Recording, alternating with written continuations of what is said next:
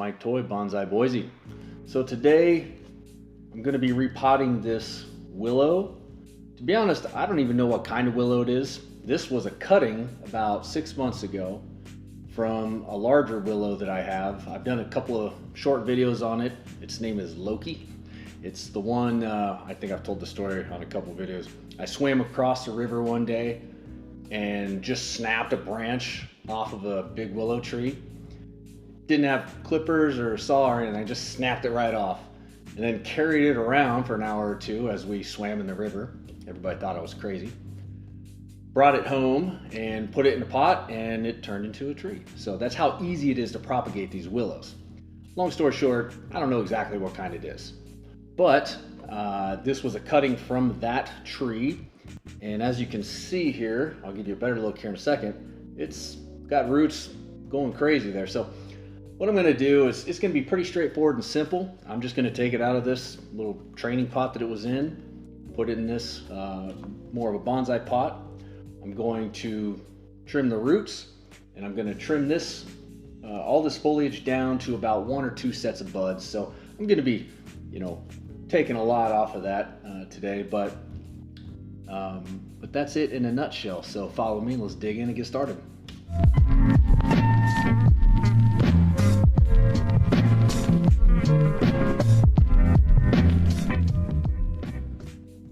All right, I'm back.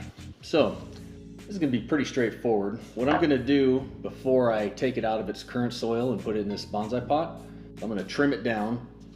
I usually try to do this part first just because it's established in there, it's not all wobbly. If I put it in the new pot and repot it and get it all nice and then I start clipping away at it, chances are I'm gonna bump it and move it and it's gonna screw it all up. So, so when I remember, I usually do this part first. So let me give you a little spin of this guy. And like I said, this is not a pristine tree, it's just a fun tree. I like willows because they grow fast, they're hardy, they're fun, they grow in all kinds of directions. They're usually one of the first trees to leaf out in the spring, and they're usually one of the last ones to lose its leaves in the fall. So they're a lot of fun. Those are the pros. The cons of willow is that they need a lot of water. Maybe not a big deal where you live, but if you live in a dry place and you don't water too often, these need a lot of water. And they experience dieback a lot, especially in the winter. Their wood can get kind of weak and break off, and so they're not as hardy as like, a maple or an oak or something like that. So that's the downside, but I haven't experienced a ton of that myself. Now, let's take a look here at the inside. So what we've got the main trunk here. Coming up, I like the movement here, and then it splits into 2, that's what you want. And those 2 split into 4, that's what you want. And it starts to go from there. However, there are some things I don't like. I don't like how this main trunk kind of just stays straight all the way out like that. Not gonna do anything drastic yet, I'm just taking note of it. What I am gonna do, I don't think I like this one coming straight back at the viewer either. So I'm gonna take this down to about 1 or 2 sets of buds here for now. Right there. And then I may actually just get rid of that part altogether. I think I will. I am gonna get kind of drastic with the cuts on this one, so be forewarned. I still don't like how it comes right back at you, but when we repot it, we can adjust that slightly if we want to. So we'll keep that in mind. I do like the movement everywhere else, so I'm going to keep some of that movement. We got this leaf here and this bud going out this direction. That's the direction we want. So for the clip and grow style, or the directional pruning, I've heard it called, what we do is we clip right, clip right above that bud.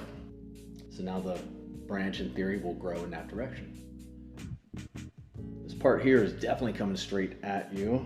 So I'm going to take it down to about, I think it's about the 2nd or 3rd bud there, but it's going in the direction that we want.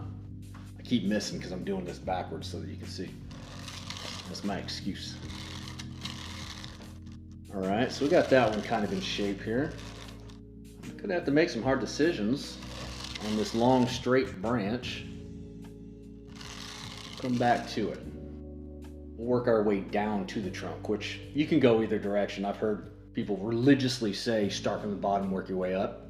That's the way I try to do it if I can, but you don't have to. I mean, there's no rule that says you have to do it that way or else the whole thing will turn out terrible. Watch, mine will turn out terrible now that I said that. Get rid of that one. I don't like how, I like the movement, but I don't like it coming back in, so I'm gonna take it right above that leaf so that it will grow outward. We are gonna adjust this a little bit when we get it in a new pot, so it'll be more like something like this. I guess like this, really, as I'm thinking about it. And that being said, with it like that,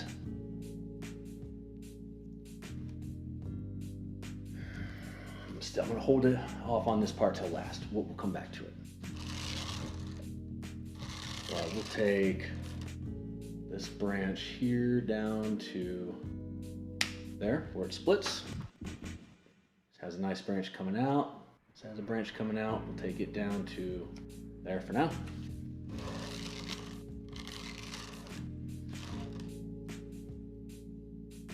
Now this back side here. Again, same problem, long and straight. We don't want that. I'm gonna work my way down here. Take it down to about the second to the last bud. Same with this guy here. So I do think ultimately it's gonna be more in a direction kind of like that right there. But I'm picturing it with this top part gone. So you know what I'm gonna do right now? I'm gonna just take the plunge and do it. I'm gonna make the cut. Ready? Make sure that's what I want. I'm actually gonna go down just as an insurance here. I'm gonna keep that little bit just to see how it looks. Take this big part off right there. Here goes. A lot of foliage, but so is the way of bonsai. I think now this branch is going to have to go because, again, if it's in this new pot like this, it just blocks everything and gets right in the way. Whereas this one splits into two. It would have been nice to have this one splitting into two right there. Let's just see how it looks. If I take it down to this, can we survive with that?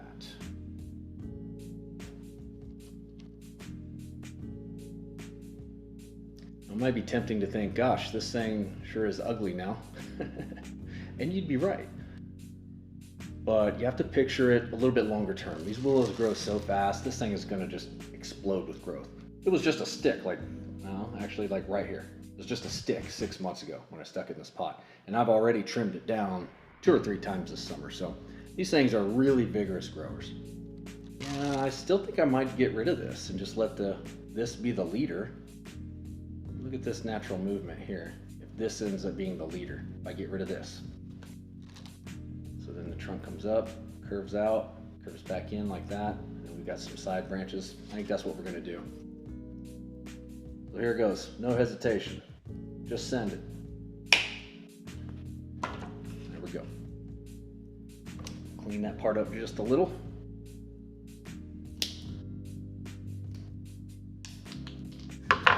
Okay.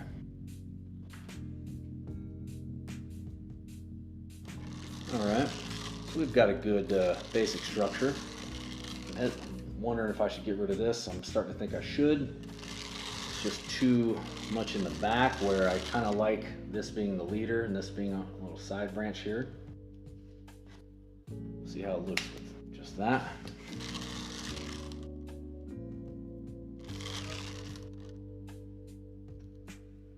Clean up this little dead die back there. Got a little dead nub there from some cut at some point.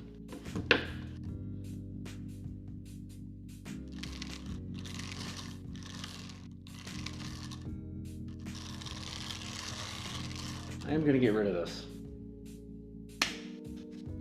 Even though it looks just bare and naked now, it's okay. Might take this one down a little bit more as well. To about there. And the reason I'm getting so aggressive with this, I usually don't.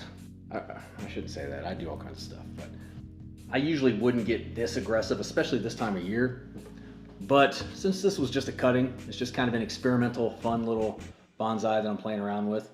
I'm gonna go about this one in a traditional way and just take it down to, you know, very minimal set of buds, grow it where it comes up, splits into 2, 2 into 4, 4 into 8, etc. So it's slower going that way, but it is the way that a lot of people do it. So get rid of this little inside leaf there. So that's it for the pruning. Never fails. The second I say that, I see something every single time. That's it for the pruning. So what I'm going to do from here is we're going to take it out of this pot, and I'm pretty sure in order to get it out of this pot, we're going to have to cut some of these roots off of the bottom there. If you can see that. Frankly, I don't even know how this thing was draining at all. It looks like that is just completely clogged up, but it was somehow. So we're going to cut the roots off the bottom, take it out of this soil, and put some soil into this pot and plant it in its new pot. So let's go. So let's just give it a little tug and see how well it's in there. It's in there pretty well. So no sense in going crazy there. Just get rid of any loose soil. It's packed in there pretty good, as you can see. So let's get some of these roots out of here. Let's take a look at this actually. It's like a little spider web or something.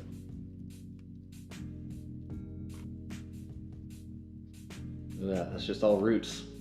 Like I said, these willows, they root so easily. I'm just gonna rip it. See if that'll do it. That doesn't do it. Sometimes you'll have to take something and push up from the bottom like so. Got a chopstick here, so I'm just gonna take it and push up from the bottom. Try and do this without making a gigantic mess. If I make a gigantic mess, I'm not gonna post this. That'd be too embarrassing. Boy, that thing really was in there pretty good. All right. Plan D. We're gonna cut it out. Which really is kind of one of the basic things that you should probably do to start. I just didn't expect it to be in there so compacted.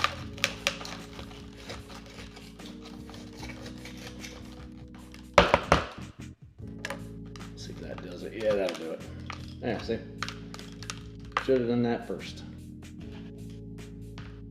Well, as you can see, I wasn't lying about how well these things root. Look at that. Let me get some of this soil off the top here.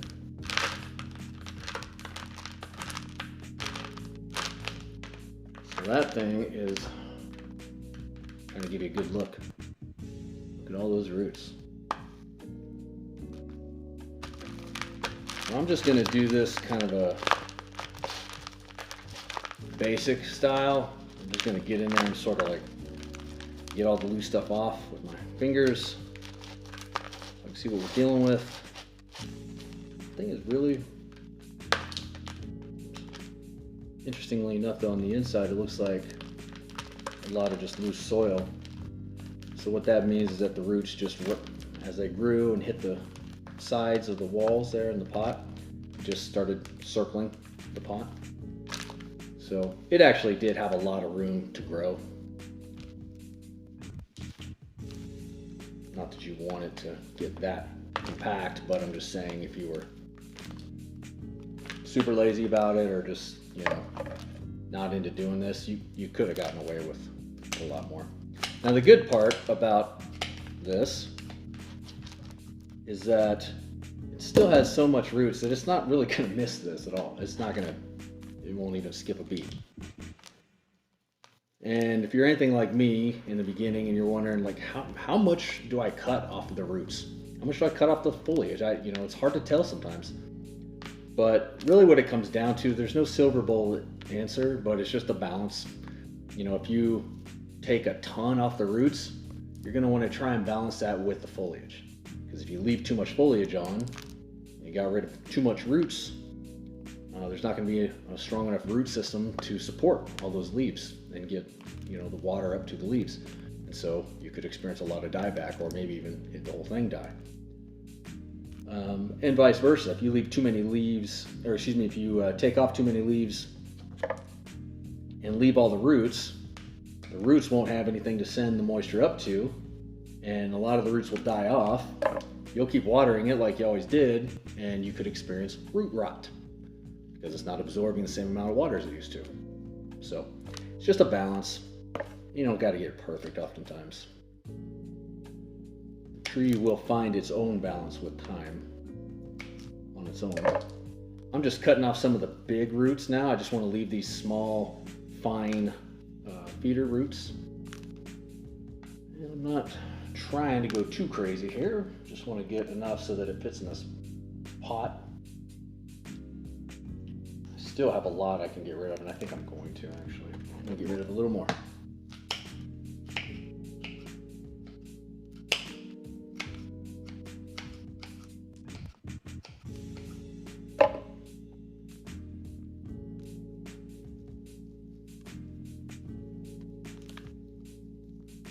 All right, we're getting there.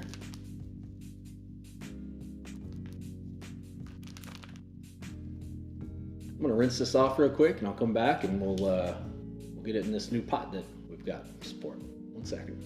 All right, I'm back. So I got it rinsed off. I could easily take more roots off of this, but I'm gonna try not to take off too many. There's a couple that we're gonna have to take off, and I'll show you kind of my thought process as to which ones I choose and why. Right off the bat, I'm going to point out this one here. So this one here, if you look at the trunk comes down, and it's slowly starting to taper out, which is what you want. You want it to be smaller up here and slowly get thicker as it goes down. This one, to its credit, it is helping to thicken the trunk. To its detriment, it's just up too high. It just sort of doesn't fit where it is. So we're going to get rid of it. It's going to have a lot attached to it, and not as much as I thought. All right. Sure, here. Got some others. Got to make decisions on. I think we can take this one off as I'm looking at it, because the trunk does go down further. Oftentimes, you can get rid of a lot of roots. I mean, you can basically buy an extra inch or so, you know. Generally speaking, every time you repot your trees, just by doing this. You go through it, the trunk's gotten thicker. At the bottom, you take off some of the roots on top. That's what we're gonna do. We're gonna take off a couple more, see how that looks. As you can tell, I'm inching my way through a lot of these decisions. Going too gung-ho, like, let's get rid of a bunch, and then, oh, maybe I went too crazy. I've done that. Here's one that's kind of poking out on the side. We'll get rid of that.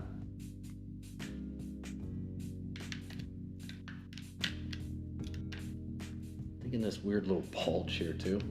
It might come back and bite me. It had a lot attached, but not as many as it could.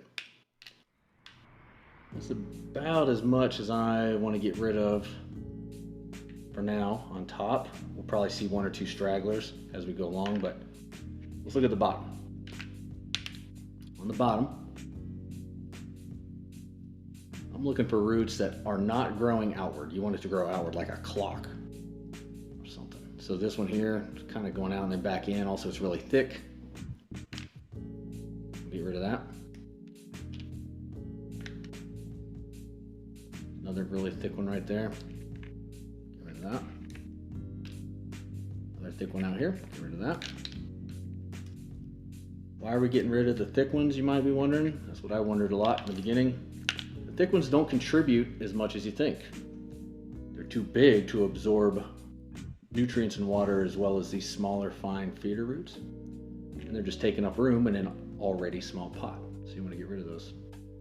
Also, it can cause the tree to grow disproportionately, I should say. That's pretty good. There's ones in the center right there. I'll take just a little chunk off of that. That's good. I could nitpick at it all day long if I wanted to, but I don't want to. So we're gonna leave it just like that. That's a good balance. It has plenty of roots there, as you can see, you know, to balance the small amount of foliage that it has. Take a little bit of netting, put it on the bottom, kind of spread it out there so that it's covering the entire drainage hole. I take just a little bit of pea gravel, put it over that netting. Oops. Get rid of the little dandelion thing that's on it.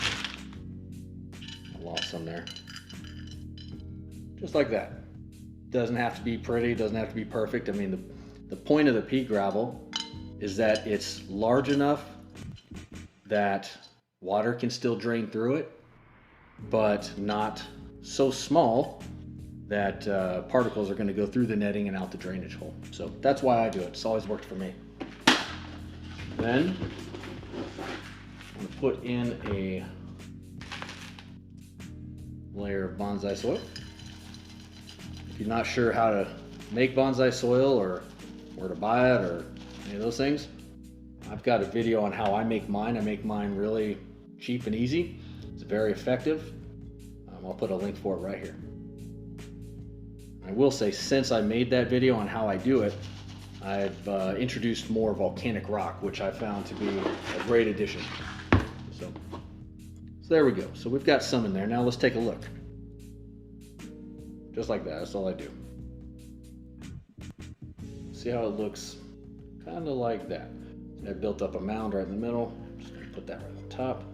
I don't want to bury this trunk way down. Again, I want it to be up to right about the top of the roots. So about like that. And honestly, I'm happy with that right there. I'm gonna take some soil, put it around the outside edge now.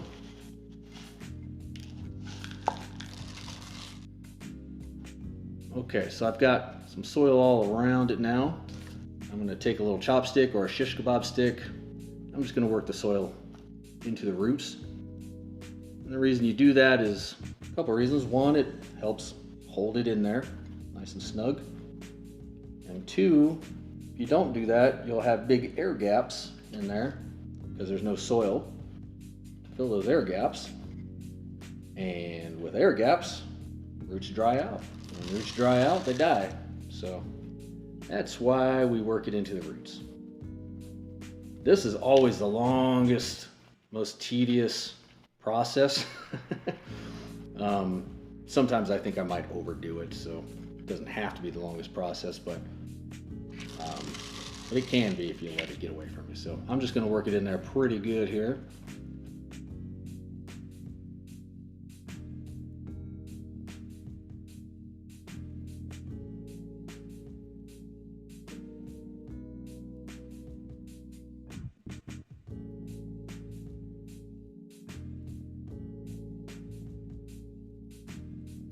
All right, I think I got enough soil in there and got it worked in as good as it's going to be. Eventually you just have to sort of give up and let nature take its course, and after you water it over and over and it dries out, and you water again, dries out, water again, it starts to fill in the gaps on its own at that point, as long as you did a good enough job working it in as best you can. So next thing I'm going to do is I'm going to pick out some rocks here. I'm just going to take some of these rocks. One of them is decorative, you know, just to place it in there where I think the weak spots are. Usually it's on the opposite end of whatever way it's leaning. So for example, this one's leaning this way. That means all of its weight, what little of it there is going to be going this way, which means it's going to want to tip out like that. So you want to place a few rocks over here. So I've got that, and then I've got some decorative moss we're going to put on because, you know, if it's a bonsai tree, we want it to look cool. But first, let's water it.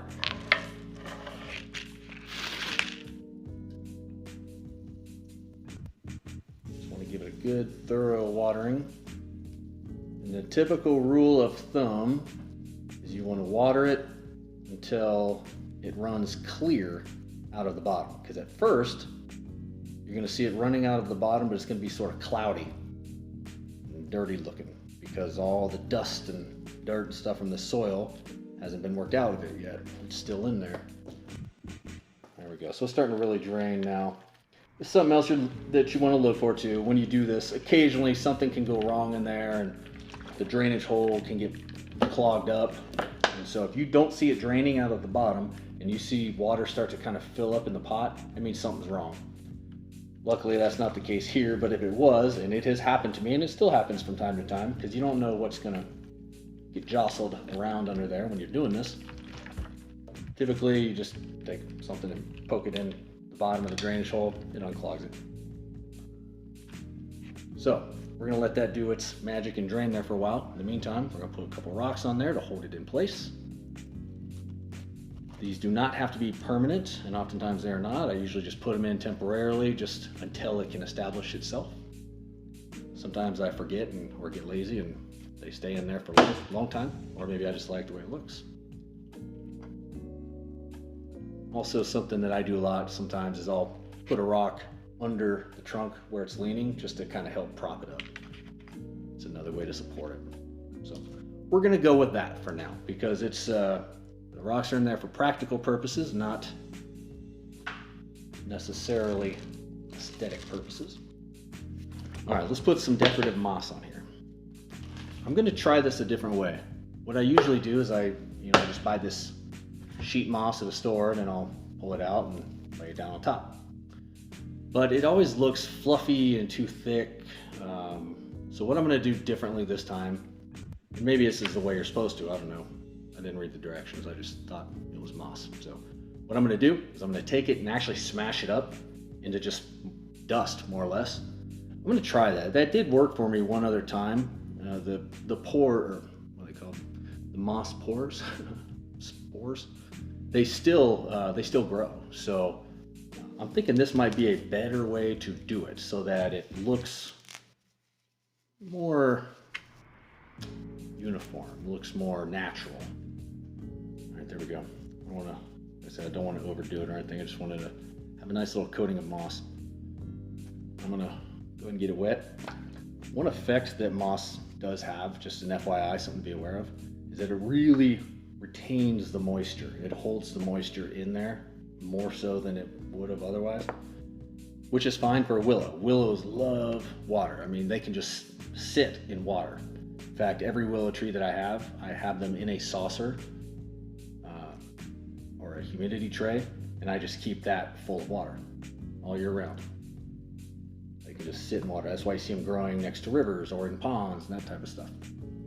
But if you're putting moss on a species of tree that does not like a whole bunch of water, just beware that it's going to hold the moisture in there. So here it is. Give you a little spin here.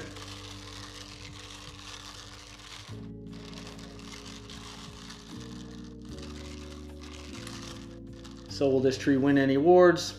Not anytime soon, but it was just a fun little cutting that I was playing with, and I thought I would just share my process on how it came to be and where I'm going with it and how I repot it and what maybe you can do if you've got big willow trees in your area. You can go and just snap a big branch off someday, stick it in a pot, and have one of these, because that's what I did. Anyways, I hope you enjoyed it and maybe got something out of it. If so, please do click like and subscribe, and I appreciate everybody who does. Thank you. And if you have any comments on this or any of the others, feel free to leave me a comment, and I'd love to hear feedback and have good discussions on this. So thanks for watching. Have a good rest of your night.